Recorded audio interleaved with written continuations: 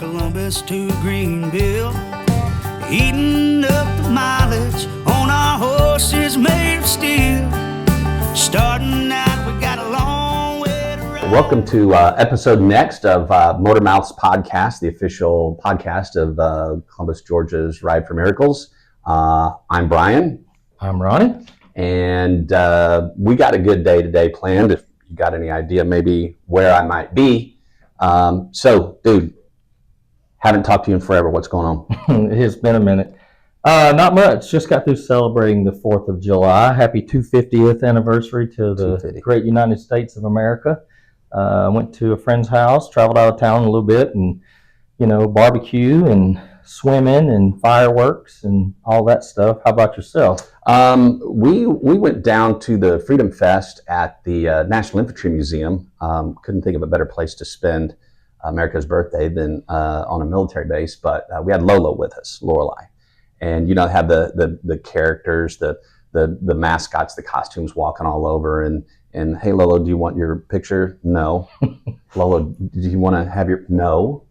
And so we said, well, we were at Chuck E. Cheese and you did it. She said, well, I know him. That sounds like Lola. That is my granddaughter. She said, well, I know him.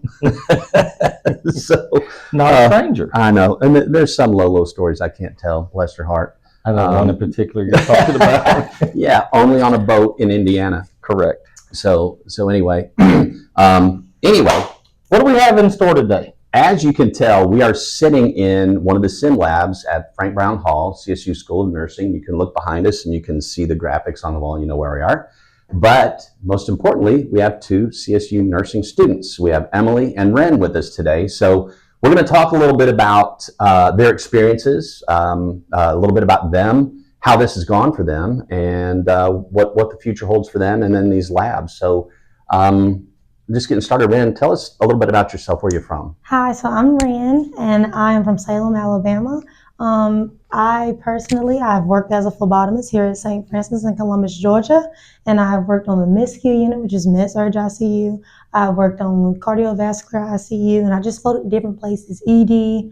But I really enjoyed my time here at CSU, and I was supposed to be graduating prayerfully in December of this year, so I'm very excited. Incredible. Great. Congratulations. Thank you. Pre-congratulations. Right. Thank you so much.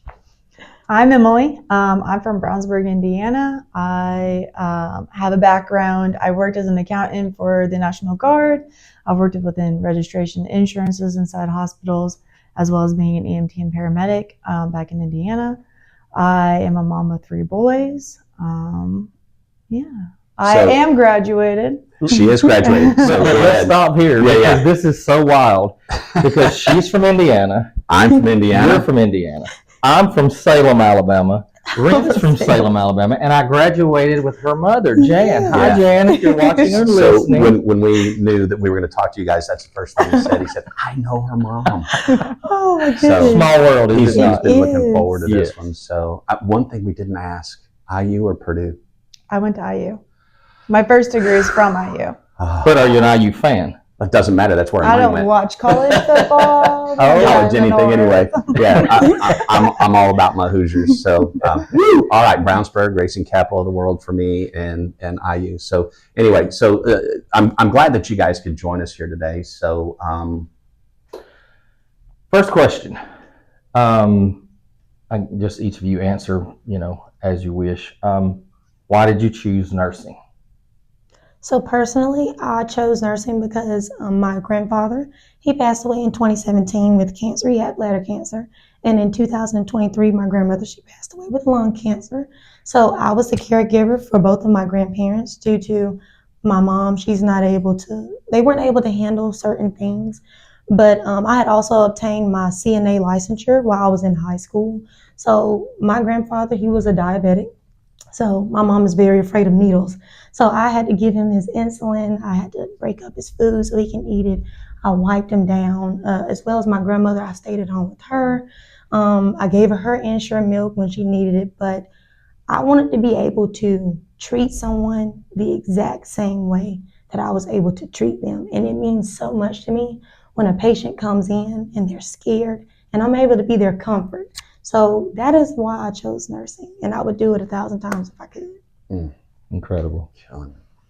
Mine stems a little bit farther back. Back in 2006, my dad left us, and I had an aunt. Her name's Aunt Jane. She actually was the one who pinned me. And she was a trauma nurse out at St. Francis in Indiana. And she took my hand and she kind of guided me through life. And I always looked up to her. I thought I wanted to go into trauma until I had my own son in the NICU. And through his experience, I knew that that was the path that I wanted to take. Okay, so we're going to dig into that a little bit more. You mentioned your son in the NICU, and we're sitting in the NICU sim lab, so we're going to dig into that a little bit more. I really don't know what to say with both of those stories, how you got here. And Dr. Rayfield talks about servant leadership, but you have to have the heart for this, because so much of nursing is heartbreaking. Yes. And you do this for a living. You're going to do this for a living. So I'm just happy to meet both of you today for that. But so talking more about the going through college, you made the decision now. So going through it, what was most challenging for you? Psych. Yeah. Psych class, yeah. See, I don't even think that.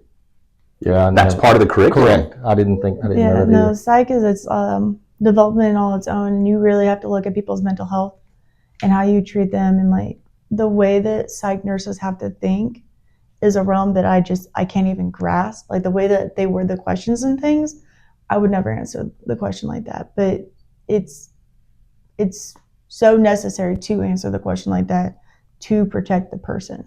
Does that make sense? My most challenging class was med surg in my fall semester of last year.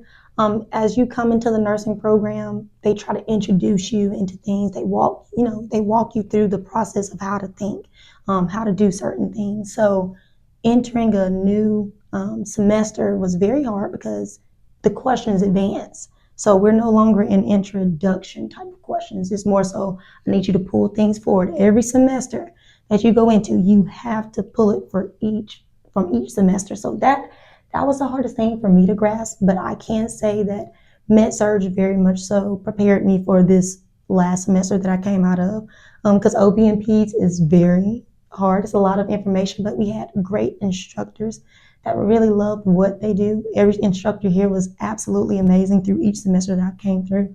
But I really feel though they really prepared me to answer hard questions and prepare me for the NCLEX. And piggybacking off of that, in nursing school, they want you to know as much as a doctor knows, right? But they want you to remember that you are not a doctor.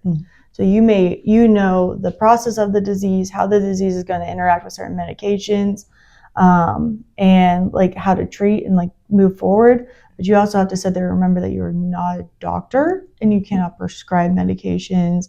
You cannot diagnose somebody. However, the test questions are sometimes geared to like make sure that you know the difference between the two. I'm learning. I'm at CSU. I might as well learn something. Right. Exactly. So, Ren, I know you stated earlier that you're due to graduate this year in December. Yes. Have you decided on a specialty yet? So I'm stuck in between ED as well as CVICU.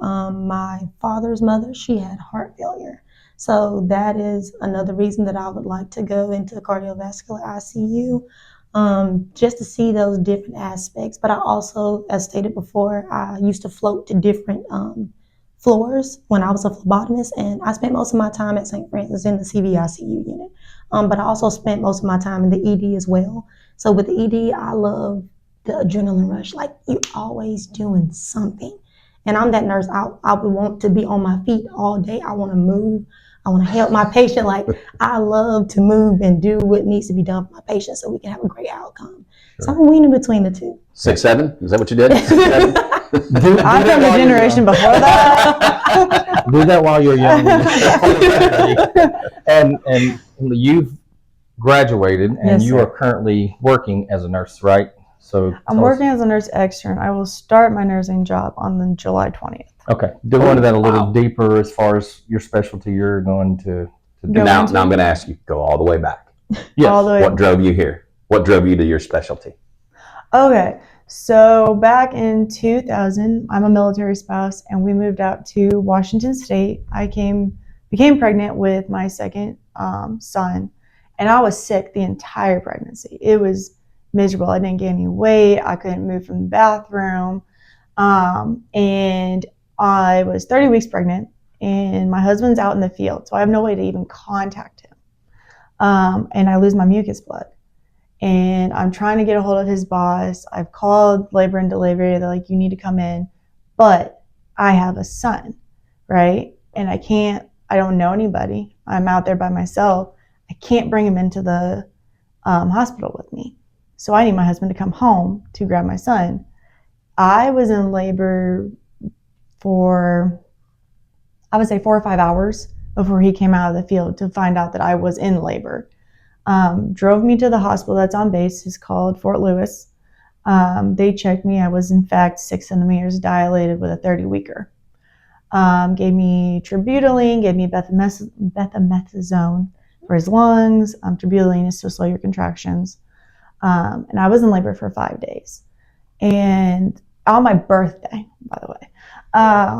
And the most memorable part, I remember this man, he comes up to me and he looks at me and he goes, I know you're scared, but I want to let you know that I, myself, was a NICU baby and I am okay. And he was right. I ended up going through having a baby. I actually ended up having a VBAC. So if you don't know what that means, I had a C-section with my first child. I birthed the second child naturally. And he was transferred to the NICU. I didn't get to see him beforehand. My husband went to go see him. And in the middle of the night, it was 3 o'clock, everyone's asleep. I wasn't supposed to do this. But I got up and I walked myself to the NICU to see my baby for the first time. And at Fort Lewis, it's different than the one here in Piedmont where they have the pods. It was a square room. And every incubator was lined up and you knew who your neighbor was. And I walked up to the incubator, like I found my own son. No one introduced me. No one, I just went and found him. And the nurse walks up to me and she asked me who I was. And I explained that I was the mother. And throughout the entire experience, I got to watch babies survive. I also watched babies code. I got to know my neighbors. I got to see the good, the bad, the ugly. And I realized in that moment that there is no better way that I could live my life than to repay what was given to me. So yeah, then I moved here. Wow. And we're going to write a book titled You Can't Make This Stuff Up. We use a different word. For you to have gone through that, yeah, and to be here in Columbus, Georgia with the Miracle Riders and using some of the equipment that we have provided, and I'm just blessed to just get to meet you. That is I'm blessed that Columbus took a chance on me because I started my nursing career out in Washington and I couldn't get into any of the schools. Even with straight A's, I couldn't get in. You had to be in the top 10% out in Washington. I tried teaching here for a month. I couldn't make it, hated it. Walked into CSU with my transcripts. I said, what are my odds? And they said, very good. And here I am. So incredible. Columbus is lucky to have both of you, by the way. So it's our understanding that these sim labs are going to be used by students from all over the country or the world, and they may take this knowledge they have with them back to wherever that is, and that's fine. Mm-hmm. Certainly we would love some to stay home because I'm not leaving here and I'm not getting any younger, and I'm going to need somebody's help. Probably not in the NICU. I won't be in there, but that cardiovascular thing, I might be coming for you. So anyway, very touching stories. So let's talk about the sim labs. How have you used them, or how are they used? All we see is the equipment, and we go through here when they do demonstrations. But how do you use it? I mean, what are you doing? How are they teaching you? How are you using it? So each pod, so you're given a day or two, and they'll break you up into groups, and you have to decide who's head nurse, who's like the charge, the lead nurse, the secondary, and the tech. And they don't tell you the scenario beforehand. You go into the sim lab and they run the scenario, and they see basically how your mind is set to make educated decisions, right? So process of elimination. My last semester, we actually ran a full-blown code just as nursing students. No doctors, like someone pretends to be the doctor, but you run the whole code. That's not something you want to walk into as a new grad. Like, we got to push, fake medications, but the medications, chest compressions, not a lot of new grads know what to do walking into a code and things like that. So they run you through different scenarios so that you do know in those high stress situations how to handle it. And to piggyback off one of the examples that I have that was my favorite experience was in OB. We were in the other room and we had a mom that had a prolapse cord. So that is when the baby can either be too small, they're either breached, or they're turned in an opposite direction, and the cord is hanging out. So my favorite part was I saw the cord. I was the nurse at the time, and we were on the gurney. That is an emergency situation for the baby. So I'm on top of the gurney, and we're getting ready to wheel mom to OR because we got to cut baby out. So you have to stick your hand inside of mom, and you have to push baby head up until you get to OR. So nurse is going to be on top of the bed, and we're running through over them the hospital because this is an emergent situation. Mom has to have a C-section. So we're going through the hallway. I'm on the gurney, and we're rushing, acting like we're going to get mom to the OR. And I just feel like it's just literally the sim labs. They just prepare you for real world situations, so you're not going in blindsided. Like when I tell you the instructors, they use the sim labs and the scenarios so well to give you such a great insight of what you have to look forward to. You're more so ahead of the game when you set foot in those doors to the hospital. So I could say I love the sim lab. So that was one of your most memorable, but so you take turns, you rotate. So sometimes you're the head nurse, sometimes you're this, and so you rotate through all that. So you've used them multiple times, multiple scenarios. Yes. They even go as far into like nursing homes. Yes. What is it? Nurse Annie? Yeah, Nurse Annie. Walk in there, she smells like mothballs. It's awful. But they've designed it and set it up so that like you can pinpoint what is like a caution, right? Mm-hmm. So like she's on oxygen. Oh, but she's also smoking, which is not something you're supposed to do, which is flammable. But she's on medications for calcium, but she's also eating these calcium like candies, which gives her kidney stones. Like you as the nurse have to go and basically do a home visit and pick out different things that are like, maybe we should educate on this. Mm-hmm. Wow. So I have a friend of mine, his name is Randy Ennis, and his picture's out here in one of the walls, and he is recently retired though from nursing, and he went through this school, and he came up to the sim labs when we built them, and he was just in awe. He couldn't believe, how nursing has come. So if you can imagine being a student back in the early 80s and the 90s, I mean, you're reading a book, you're touching a hard mannequin like they have down at the department store, and they're just telling you. And then you go to work and it's like, it wasn't like this in the book. Yes. Yes. So it's neat. I also think it's kind of important for like, if you go back through a pandemic, a lot of the pandemic nurses didn't get to touch real people. And so they're having to learn everything that we get to learn in the hospital on the first fly, right? So if you were at the sim labs, well, they can bring one person in here and teach them how to do it through the mirror, so I think that's also the only other thing, and then I'll move on, but as an instructor, if I had a cocky student, I'd sit back there and I'd throw everything. I'd make that baby do everything. I have a good story though. So my very first experience in a sim lab, I was charged. I'm always charged, but I was charged. There's your cocky baby. I know. It's because I'm loud. But yeah, it must be an Indiana thing. But we had a professor on the other side, and I'd never talked to a provider at this point. And I'm trying to teach a student how to put in an IV while talking to the quote unquote doctor in the air about the medications I need, but I didn't know how to say it or what I needed from the doctor. She starts cussing at me through not cussing, but really yelling at me through the intercoms. And it was hilarious because we had the students that day walking always. So it was real. You keep it real, right? I remember it. Yep. But that's exactly how the doctor does. If you don't know his answers, or you haven't had the last set of vital signs, or you don't have a quote unquote solution for them, yeah, sometimes I get mad. So I learned the hard way.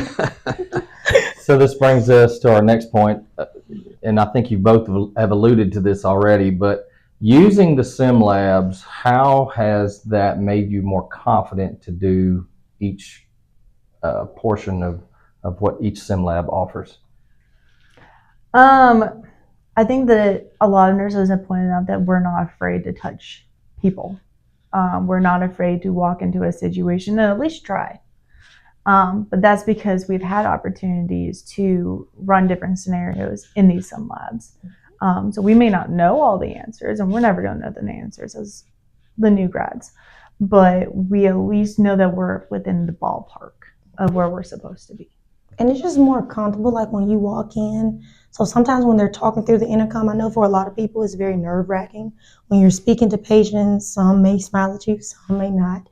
Some can have a bad day, but how they talk to you behind that glass door, it puts you in real-world situations. So whether it was for IV, I did my very first IV stick at Jack Houston here in Phoenix City, Alabama. And when I tell you, I walked in and it was just amazing because it was split out. The nurse just threw me and she was like, do an IV. And I was like, okay, I'll just do the IV. But it wasn't it wasn't, oh my gosh, how do I do this? These sim labs, the mannequins, the way the skin feel, the way the veins feel, the fluid that goes through the veins, that you see the flash. That's how you know how to do things. That's how you get your nerves out by practicing. Because there's been plenty of times I've come up here, with open lab, and I'll just practice. Most students don't have that opportunity to just come to open lab. So to have such advanced technology that we're able to use is amazing. The sim labs are just Or great. even think about it from the patient's perspective, or from my experience going forward as the parent's perspective. Do you want a new grad who's never stuck somebody or has never had practice to stick your baby? Yeah. I'll take the practice. Yeah. Mm-hmm. For Yeah. sure. And I could be wrong, but I believe, is it Georgia Southern has something like this, and probably UGA. There's not many schools in the state of Georgia that have the quality or have this technology. I know they have a great lab over at Columbus Tech, but I think this is the most lifelike. And by the way, we've been on a tour of Columbus State University, or not Columbus State University, Ohio State. In that other Columbus. And this is the exact same equipment they use. So it's not better. They might be a bigger school, but it's not better. You guys are fortunate that you get to use absolutely top-notch equipment. So thankful. And this is kind of where we thought it would go as Miracle Riders. We bought a lot of equipment for the NICU, for the hospital in the past. We bought a lot of tangible things. We bought a neonatal ambulance, complete with a draft omni bed, and that was $450,000. But that thing has a shelf life. It's only going to go so far, and then it's just not going to be viable anymore. But you have 20 or 30 years in you. So our tagline is make a difference in one child's life. How many children are you going to get to make a difference in? How many children are you going to get to meet, and families, and the extended families? And so it's a force multiplier that just blows my mind to think about how many students roll through here. And I just get to talk to you two, but what you're going to be able to do, in the future, how many, just keep that in mind, just make a difference in one child's life. How are you going to do that? So I'll kind of wrap it up here, but what advice would you give to incoming students? Don't be afraid to make a mistake. Absolutely. Every mistake, you'll never forget it. I still don't forget what an echymosis is, and that was my first test question I ever got wrong. It's a bruise. It gives you that. I did not know. You guys have educated us. Thank you. When you say something like that, you tell me what that is. Is it that blank look? Yeah. But you learn from every scenario. And this is the moment to mess up and to learn. And you're not going to be perfect, even if you've been perfect your entire high school career. I've always been a straight A student. Tell you right now, nursing school, not a straight A student.